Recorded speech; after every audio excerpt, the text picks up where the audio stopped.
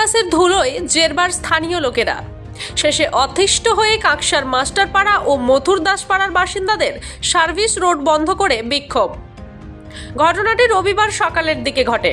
এদিন ১৯ নম্বর জাতীয় সড়কের দুর্গাপুরগামী সার্ভিস রোড অবরোধ করে বিক্ষোভে বসেন এলাকার বাসিন্দারা।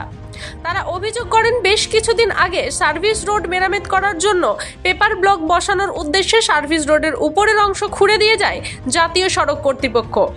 এরপর থেকেই গোটা এলাকা ধুলোয় ঢেকে যাচ্ছে। এই ধুলোর জেরে অতিষ্ঠ এলাকার সবাই। বিষয়টি প্রশাসনের বিভিন্ন দপ্তরে জানানো হলেও লাভ হয়নি কিছুই, তাই বাধ্য হয়েই তারা রাস্তা অবরোধে নেমেছেন। এদিন স্থানীয়দের বিক্ষোভের জেরে এলাকায় তৈরি হয় ব্যাপক উত্তেজনা। সেই খবর পেয়েই ঘটনাস্থলে পৌঁছায় কাকসা থানার পুলিশের সাথে শুরু হয় বিক্ষোভকারীদের বচসা। যতক্ষণ না জাতীয় সড়ক কর্তৃপক্ষ রাস্তায় সময় মতো জল ছড়াচ্ছেন আর রাস্তার কাজ শুরু না করছেন, ততক্ষণ তারা রাস্তা অবরোধ করে রাখবেন বলে হুঁশিয়ারি দেন। বাইপাস হওয়ার পর থেকেই তো আমরা সমস্যার সম্মুখীন হয়েছি। আমরা এখানটা একটা শান্ত পরিবেশ ছিল, একটা বিশুদ্ধ বাতাস ছিল। আমরা এখানে বাচ্চা কাচ্চা পরিবার নিয়ে বসবাস করবো বলেই বাড়ি করা হয়েছিল, কিন্তু বাইপাস হওয়ার পর থেকে বিভিন্ন ধরনের সমস্যার সৃষ্টি হয়।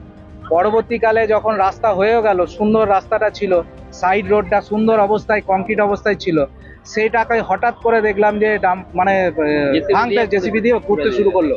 আমরা গিয়ে বাধা দিলাম যে এত সুন্দর রাস্তাটাকে আপনারা কেন ভাঙছেন? বললো না ইট বসবে, ইট বসবে, যে যখন ইটটা বসাবেন তাহলে তার কিছুদিন দু একদিন আগে এটাকে খুঁড়বেন। বলছেন না, এটাকে খুঁড়ে রাখতে হবে।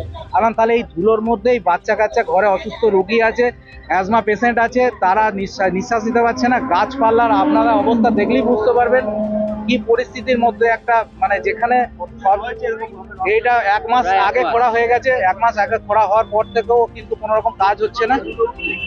কন্টিনিউ ধুলো এবং দেখা যাচ্ছে না, একদম সে কুয়াশার মতো ধুলো। আমরা প্রশাসনকে জানিয়েছি, আমরা প্রশাসনকে জানিয়েছি, আমাদের পাড়া প্রতিবেশী সবাই, অনিন্দ মন্ডল, এরা সবাই মিলে থানায়ও গেছিল। থানা থেকে আবার হায়ার অথরিটিকে, NH এর অথরিটিকে জানানো হয়েছে, কোনো সমস্যার সমাধান হয়নি। হ্যাঁ, আমরা বাধ্য হয়ে আজকে বন্ধ করতে বাধ্য হয়েছি। কারণ হচ্ছে যে না হলে আমরা আর বেঁচে থাকতে পারবো না, কারণ সবাই অসুস্থ হয়ে যাবে।